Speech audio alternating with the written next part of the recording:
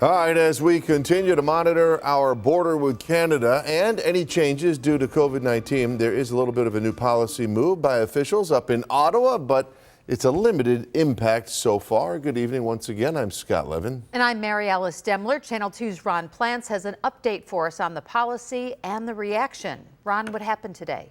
Mary Alice and Scott, with that growing concern about the growing number of COVID cases in Canada, including Ontario, right across the river there, the Canadian Health Minister and others announced an advisory to the Canadians not to go ahead with any non-essential foreign travel right now, which probably includes the U.S., but at least it's not an outright travel ban with more restrictions some had originally feared.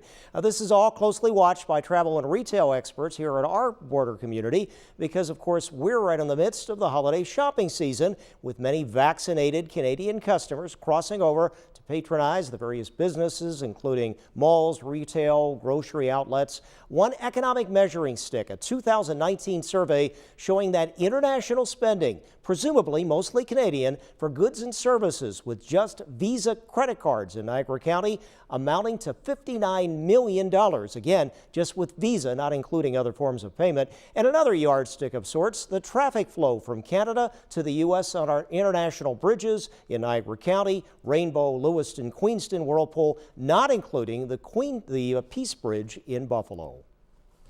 I spoke to someone from the Niagara Falls Bridge Commission the last couple of days, and they had told me that they have seen a 50% increase, and so with cross-border traffic since December 1.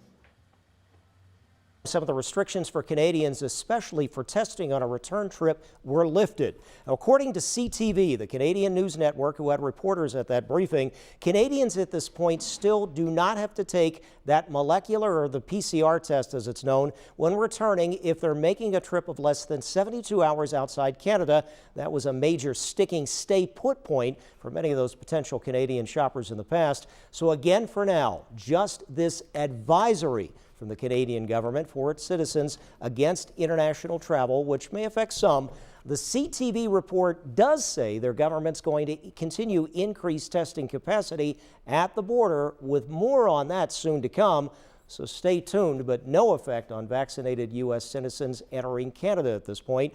This advisory policy is going to be reviewed in 4 weeks. The Canadians trying to step up their vaccines and booster shots, just like happening here in the U.S. Ron Plants, Channel 2 News.